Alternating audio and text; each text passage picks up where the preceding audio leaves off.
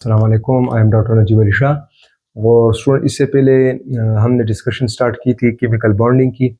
फिर हमने different types पढ़े, वैलेंस बॉन्ड थ्योरी हमने पढ़ी, वेस्पर थ्योरी हमने पढ़ा था, एमओटी हमने पढ़ा था। ठीक है स्टूडेंट, हाइब्रिडाइजेशन हमने डिटेल के साथ पढ़ा था, बॉन्डिंग एनर्जी डिस्कस किया था हमने, बॉन्डिंग डिस्कस किया था, इसके बाद हमने डायपोल मोमेंट डिस्कस किया था स्टूडेंट। ठीक है, आज हम पढ़ेंगे स्टूडेंट के effect of bonding on physical and chemical properties, कि बॉन्डिंग का फिजिकल प्रॉपर्टीज और केमिकल प्रॉपर्टीज के ऊपर क्या इफेक्ट होता है हमारे पास। ठीक है स्टूडेंट, अब बॉन्डिंग हमारे पास जो होते हैं स्टूडेंट, एक हमारे पास होता है देखें ना इंटरमॉलिक्यूलर फोर्स ऑफ अट्रैक्शन, एक होता है हमारे पास intramolecular force of attraction.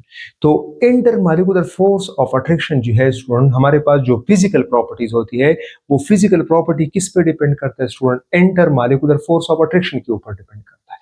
Intermolecular force of attraction क्या होता है स्टूडेंट?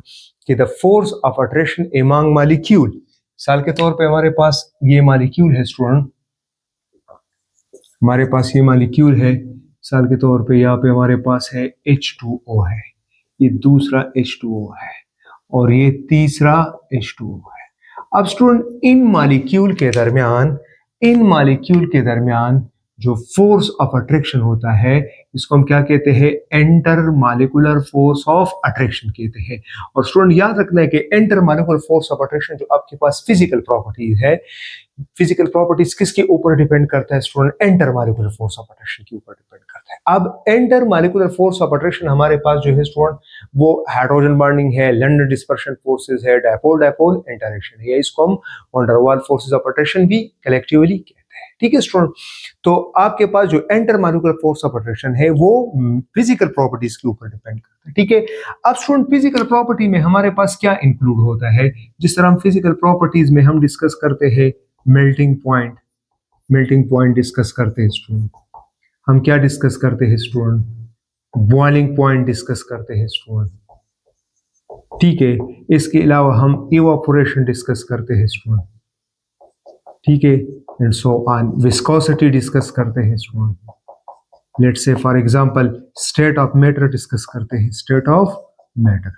ठीक है स्टूडेंट, सॉलिड है, लिक्विड है या गैस है। ठीक है स्टूडेंट, तो आपके पास फिजिकल प्रॉपर्टी देखो, याद रखना स्टूडेंट, जितना इंटरमॉलिक्यूलर फोर्स ऑफ अट्रैक्शन क्या होगा? स्ट्रॉन्गर होगा, तो बॉइलिंग पॉइंट मेल्टिंग पॉइंट क्या होगी स्टूडेंट? ज्यादा हो जाएगी। मिसाल के तौर पे स्टूडेंट, अगर मैं आपसे पूछूं कि भाई बताओ वाटर और पेट्रोल या अल्कोहल या डीजल में आपके पास जो है कौन ज्यादा इवापोरेट होता है या किसकी बॉइलिंग पॉइंट ज्यादा है? तो डेफिनेटली स्टूडेंट वाटर की बॉइलिंग पॉइंट ज्यादा है, क्योंकि वाटर में strong intermolecular force of attraction मौजूद होता है। तो strong intermolecular force of attraction की वजह से वाटर की बॉइलिंग पॉइंट क्या होती है? ज्यादा होती है।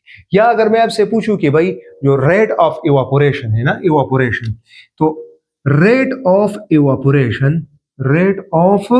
इवापोरेशन ये इनवर्सली प्रोपोर्शनल होता है inter molecular force of attraction को। मतलब है कि अगर inter molecular force of attraction ज्यादा होगा तो रेट ऑफ इवापोरेशन क्या होगी स्टूडेंट? वो कम होगी, एंड सो ऑन। तो मतलब है कि वाटर की इवापोरेशन कम होगी बनिस्बत अल्कोहल पेट्रोल की, क्योंकि इसकी क्या होती है? Strong inter molecular force of attraction होता है। तो स्टूडेंट आपके पास जो फिजिकल प्रॉपर्टीज है, फिजिकल प्रॉपर्टीज किसके ऊपर डिपेंड करता है student? Inter molecular force of attraction के ऊपर डिपेंड करता है। सिमिलरली स्टूडेंट हमारे पास जो केमिकल प्रॉपर्टीज होती है स्टूडेंट, याद रखना है, हमारे पास जो केमिकल प्रॉपर्टीज होती है, chemical properties can depend on intra molecular force of attraction. Intramolecular force of attraction के ऊपर डिपेंड करता है।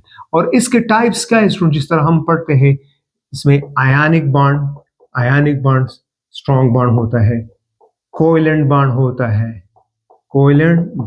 है, सिमिलरली हमारे पास कोऑर्डिनेट कोवेलेंट बॉन्ड होता है।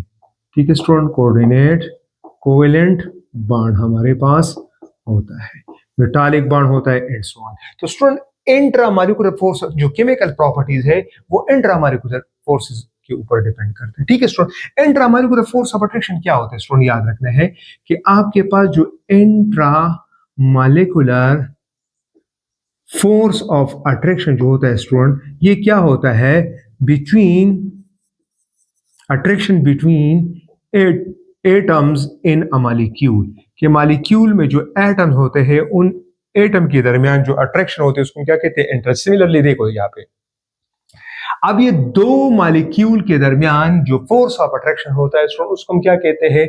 Inter molecular force of attraction कहते हैं। अब स्टूडेंट ये आपके पास क्या है? एक मॉलिक्यूल है, ये आपके पास एक मॉलिक्यूल है। अब इस मॉलिक्यूल के एटम के दरमियान जो फोर्स ऑफ अट्रैक्शन होता है इसको हम क्या कहते हैं student? Intra molecular force of attraction इसको हम कहते हैं। ठीक है स्टूडेंट, और याद रखने कि आपके पास जो intra molecular force of attraction है वो much more stronger than enter molecular force of attraction से ज्यादा होता है। ठीक है स्टूडेंट, स्टूडेंट याद रखना है कि देखिए मिसाल के तौर पे हमारे पास H2 प्लस O2, ये आपके पास क्या बनाते हैं? H2O। इसको जरा बैलेंस कर ले स्टूडेंट। अब स्टूडेंट याद रखना है कि हमारे पास जो यहाँ पे जो फिजिकल प्रॉपर्टीज होती है उसमें मॉलिक्यूल क्या होते हैं? जो मॉलिक्यूल के दरमियान inter molecular force of attraction है वो हम हीट टेम्परेचर के जरिए क्या करते हैं? एक दूसरे से सेपरेट करते हैं, लेकिन वो केमिकली चेंज नहीं होता। ठीक है स्टूडेंट, यहाँ पे हम क्या करते हैं स्टूडेंट कि हमारे पास जो यहाँ पे HH में बॉन्ड होता है, यहाँ पे कोलन डबल कोलन बॉन्ड होता है, यहाँ पे इसको हम क्या करते हैं? ब्रेक करते हैं। और यहाँ पे HO बॉन्ड की क्या होती है स्टूडेंट? फॉर्मेशन होती है। तो स्टूडेंट यहाँ पे क्या होती है? बॉन्ड ब्रेक भी होती है और बॉन्ड फॉर्मेशन भी होती है, और ये एक फॉर्म से दूसरे फॉर्म में कन्वर्ट होता है। अब देखो ना, इसमें सिंगल कोवेलेंट बॉन्ड है, इसमें डबल कोवेलेंट बॉन्ड है, तो ये हम किस में कन्वर्ट करते हैं स्टूडेंट? ये H और O के साथ क्या होता है? कंबाइन होता है, तो HO की फॉर्मेशन होती है और HH और OO की क्या होती है?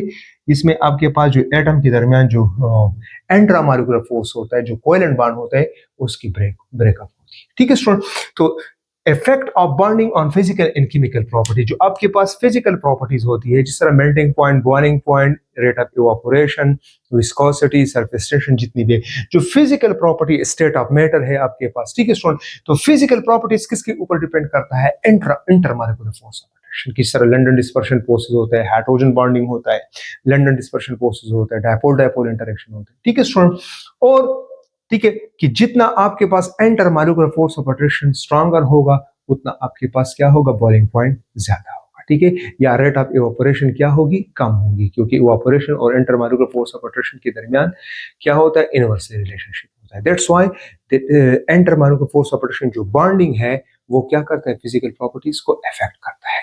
सिमिलरली स्टूडेंट जो केमिकल प्रॉपर्टीज होती है वो enter molecular force of attraction क्या करता है? केमिकल प्रॉपर्टीज को अफेक्ट करता है। ठीक है, डिपेंड करता है। इंट्रा क्या होता है कि मॉलिक्यूल की जो एटम्स है, एटम के दरमियान जो अट्रैक्शन होती है उसको हम क्या कहते हैं? इंट्रा कहते हैं। Ionic bond, coordinate covalent bond and आपके पास मेटालिक बॉन्ड एटसेट्रा।